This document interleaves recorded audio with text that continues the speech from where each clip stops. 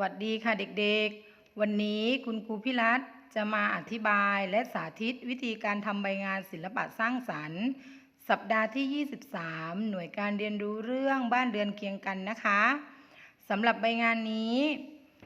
ให้นักเรียนวาดต่อเติมรูปทรงสามเหลี่ยมพร้อมระบายสีภาพและบอกชื่อผลงานของตนเองสามเหลี่ยมนะคะนี่คือรูปทรงสามเหลี่ยมให้นักเรียนวาดต่อเติมสามเหลี่ยมเราจะวาดต่อเติมเป็นรูปอะไรได้บ้างคะค่ะมีบ้านหุ่นยนต์รถหรืออะไรต่างๆแล้วแต่จินตนาการของนักเรียนนะคะแต่สำหรับวันนี้คุณครูพิรัตน์จะมาสาธิตการวาดอะไรนั้นเด็กๆมาลองดูกันนะคะคุณครูจะใช้สีเทียนค่ะสีดำในการวาดนะคะจับสีให้มั่นคงแล้วก็วาดไปเลยค่ะคุณครูก็เริ่มลากเส้นเลยนะคะเป็นภาพอะไรคะใช่ค่ะของคุณครูวาดเป็นภาพบ้านคุณครูมีพระอาทิตย์ด้วยมีพระอาทิตย์นะคะแล้วบ้านคุณครูก็มีต้นไม้ด้วยค่ะมีต้นไม้นะคะมีต้นไม้แล้วบ้านคุณครูก็มีทางเดินเป็นทางเดินนะคะมีอะไรอีกคะมีดอกไม้บ้านคุณครูมีดอกไม้เด็กๆก็วาดไปเลยตามจินตนาการของนักเรียนนะคะจะวาดต่อเติมเป็นรูปอะไรก็ได้แล้วแต่นักเรียนเลยเมื่อวาดเสร็จแล้วก็ระบายสีคุณครูจะเริ่มระบายพระอาทิตย์สีส้มค่ะคุณครูก็ระบายเด็กๆจับสีให้มั่นคงเหมือนเดิมแล้วก็ระบายไปในทิศทางเดียวกันนะคะระบายไปเรื่อยๆให้สวยงามให้มั่นคงระบายสีให้เข้มๆให้เรียบนะคะแค่นี้ค่ะแล้วเด็กๆก็ระบายให้หมดเลยรูปภาพของนักเรียนจากนั้นนักเรียนก็บอกผู้ปกครองเลยว่าภาพของนักเรียนคือภาพอะไรอย่างเช่นภาพของคุณครูให้ชื่อว่าบ้านของฉันคุณครูก็จะเขียนว่าบ้านของฉันเด็กๆก็ให้ผู้ปกครองบันทึกให้นะคะเมื่อนักเรียนทำเสร็จแล้วให้ผู้ปกครองประเมินความพึงพอใจผลงานของนักเรียน3 ดาวดีมาก2 ดาวก็คือดี1 ดาวก็คือพอใช้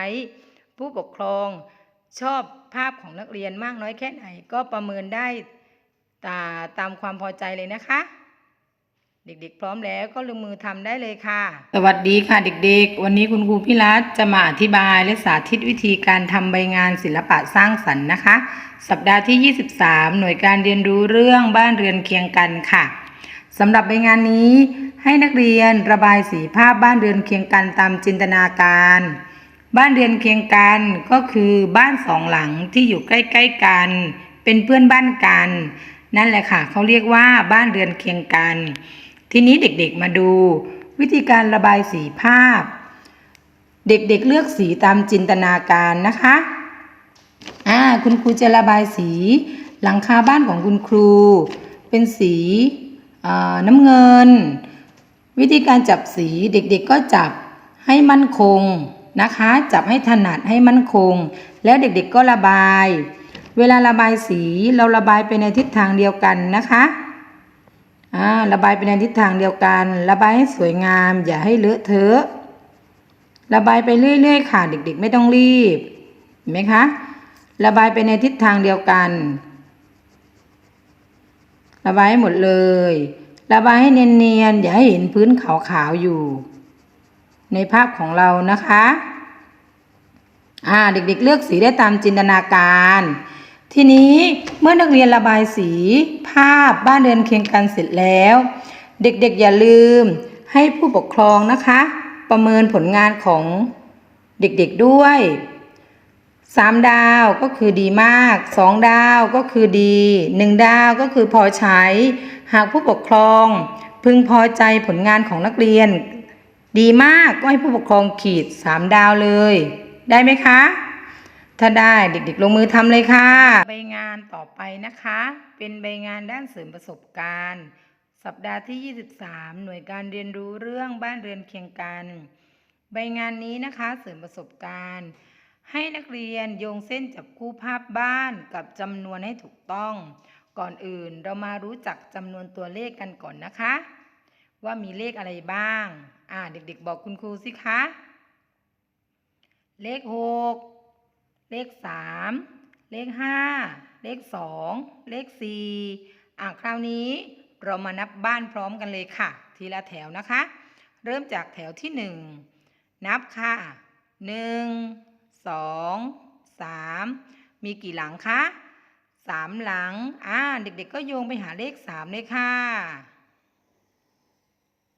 นี่ต่อไปนะคะแถวที่2นับว่ามีบ้านกี่หลังอีกนับ1 2มีกี่หลังคะ2 หลังเด็กๆก็ลากไปหาเลข2ค่ะต่อไปแถวที่3นะคะนับค่ะ1 2 3 4เด็กๆก็ลากไปหาเลข4เลยค่ะทำแบบนี้ให้หมดทุกข้อเลย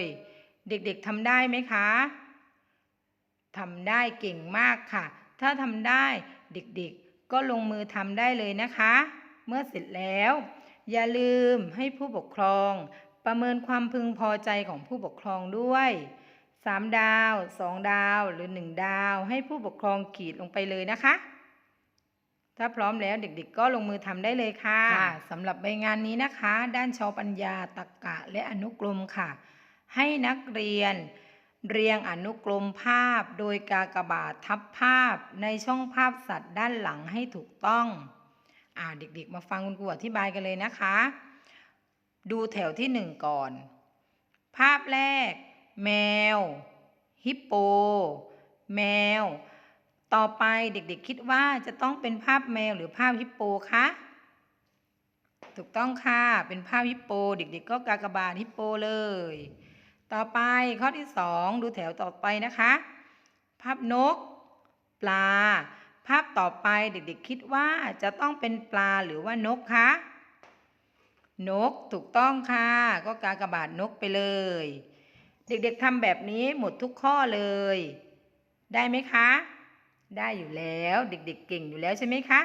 เมื่อเด็กๆทำเสร็จแล้วก็อย่าลืมให้ผู้ปกครองประเมินความพึงพอใจด้วย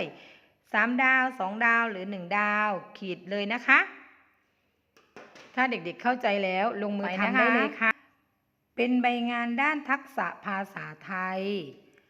ให้นักเรียนฝึกอ่านพยัญชนะด้านขวามือและกากบาททับตัวพยัญชนะไทยให้ตรงกับภาพที่กำหนดให้ดูแถวที่1ก่อนแถวแรกนะคะ